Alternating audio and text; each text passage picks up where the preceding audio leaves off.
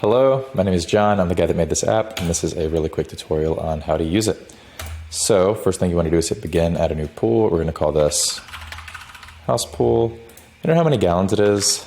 I'm just going to go with 10,000 gallons. You can do gallons or liters. If you don't know, we have a volume estimator where you can sort of get at it in another way, but it's always better if you just know what the volume of your pool is. Take a minute to look it up. It's going to make all the calculations a lot more useful. And then if you have like a salt or a bromine pool, you can indicate that here. It changes some of the readings around just a little bit. But then once you've actually built it, you want to do enter readings. And so with this screen, you should just take all these readings using your own test kit.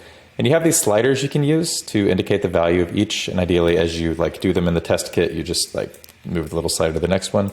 If you don't want to take a reading, you can turn it off. If you want to take one of these readings on here, you can just turn it on.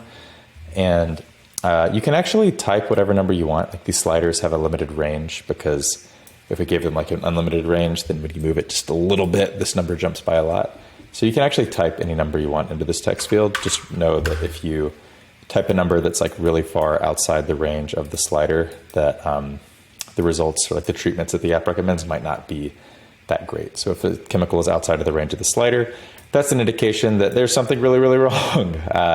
And if you want help buying a test kit or something, you can hit this help button here.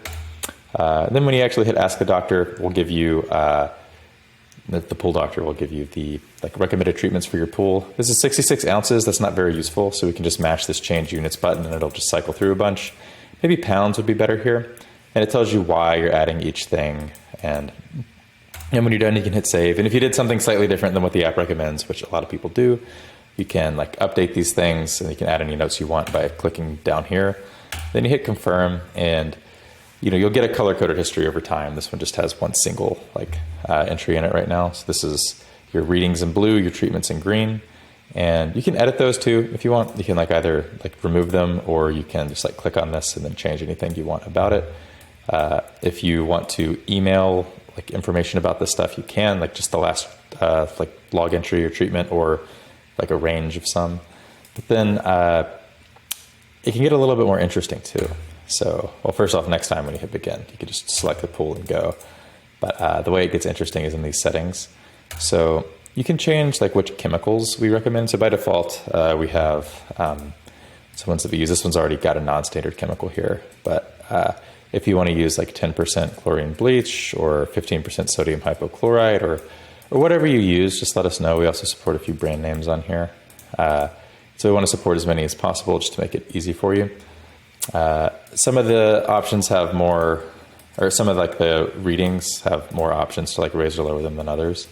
And some of them really just don't have anything you can do. If your cyanuric acid is too high, you pretty much just have to drain and refill your pool and you're kind of out of luck there. But there are a few other nuances to call out. So for instance, raising the free chlorine here is actually different than shocking the pool up here. It's because some people believe, that you should not shock your pool with a stabilized chlorine because they fear the cyanuric acid will get too high, get this chlorine lock. Other people don't care about that, and I don't have a strong opinion. Do whatever you want, but those are different things, just to call it out.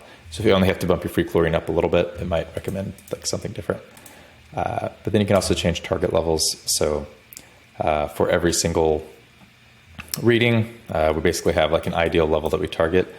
And the way the app works is if the reading is outside of the bounds of this min-max range, then it will try to correct it back to the center of the range. So if the calcium hardness was 201 in this view here, then we wouldn't try to correct it at all because it's between 200 and 400. However, if it was 199, then we would try to correct it to 300 because it's between 200 and 400. And then if you get confused after changing these things, you can just hit reset all and it'll put them back.